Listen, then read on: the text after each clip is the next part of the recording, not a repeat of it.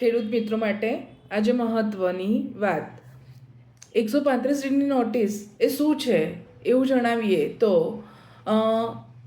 Bombay land revenue code પ્રમાણે 135C પ્રમાણે તમારે જ્યારે પણ મૂળ જમીનના માલિક યા બીજી કોઈ પણ નોંધો મોર્ગેજ છે, ગીરો રાખો છો, ભાડુઆત હક છે, ગણોત હક છે, જમીન માલિક, કોઈ કોર્ટનો ચુકાદો આવ્યો વગેરે જેવી ઘણી બધી નોંધો રાખવા માટે 135C હેઠળ તમારે જે તે નોંધને પ્રમાણિત કરાવતી વખતે તમારે એને જણાવવું પડે છે.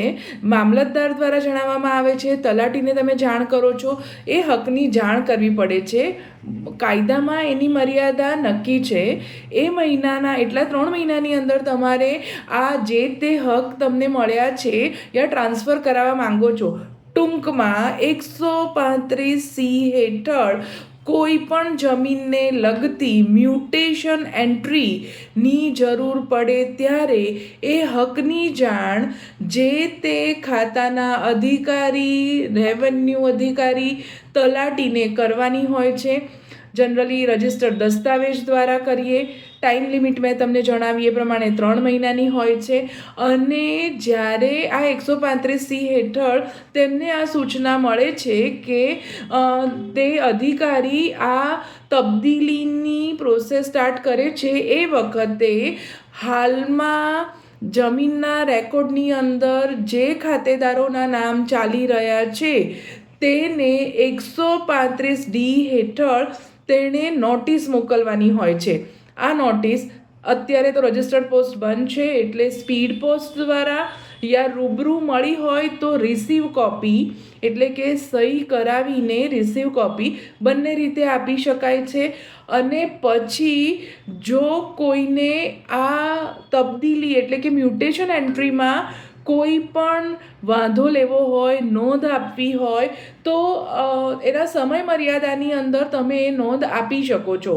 જો કોઈ નોંધ કે વાંધો નથી આવતો તો તે રેવન્યુ અધિકારીને તલાટી આ તબદીલીને માન્ય ગણીને 135Dની નોટિસની કાર્યવાહી પૂર્ણ થયેલી છે એમ સમજીને જરૂરી જે બી નોંધ છે તેને અપ્રૂવ કરતા હોય છે.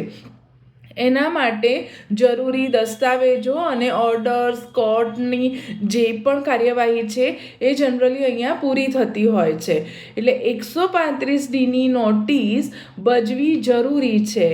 જેના કારણે કોઈ પણ જમીનના નામમાં લેતીને ગફલતો, જેમ કે છેતરપિંડી થઈ રહી છે, પાર્ટીને ખબર નથી એ રીતે ને વેચાઈ ગઈ છે, કોઈ વિલંબ થયો અને હવે નોંધ પાડવા માટે ને પાર્ટી સામેથી આવી છે, કોઈ વિવાદ ઓલરેડી કોર્ટમાં ચાલી રહ્યો છે અને જમીન ટ્રાન્સફર માટે આવ્યું છે, એવા નોટિસના પ્રતિભાવ તમે સામે આપી શકો છો.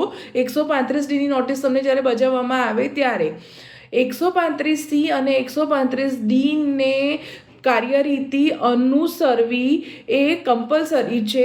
એ જ પ્રમાણે જમીનમાં તમારી જે પણ મ્યુટેશન એન્ટ્રી છે એ પાસ થતી હોય છે. ખેડૂત મિત્રોએ આની પૂરતી કાળજી રાખવી જોઈએ. Thank you.